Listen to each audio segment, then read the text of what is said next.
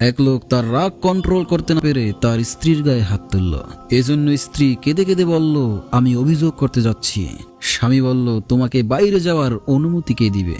স্ত্রী বলল, তুমি কি মনে করো যে তুমি আমাকে বাধা দিতে পারবে? স্বামী বলল, তুমি যা ইচ্ছা তাই করো, দেখি তোমার দৌড় কতটুকু। স্ত্রী কথা না বাড়িয়ে বাথরুমে ঢুকে পড়ল।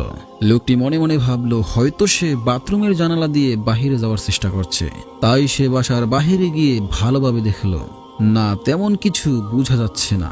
একটু পরে ঘরে এসে দেখলো স্ত্রী অজু করে বাথরুম থেকে বাহির হয়ে লোকটিকে উদ্দেশ্য করে বলল, আমি তার কাছেই অভিযোগ জানাবো, যিনি আমাকে তোমার অধীনস্থ বানিয়েছেন। সেখানে তোমার কোনো দেয়াল নেই, নেই কোনো দরজা যা দিয়ে তুমি আমাকে বাধা দিবে। তার দরজা তো বন্ধ করা যায় না। লোকটি আর কিছুই বলল না, টেনশনে পড়ে গেল। স্ত্রী তৎক্ষণাৎ নামাজে দাঁড়িয়ে পড়ল। নামাজের মধ্যে সিজদা অনেক লম্বা দিল। সময় গড়িয়ে যাচ্ছে কিন্তু সিজদা তো শেষ হয় না।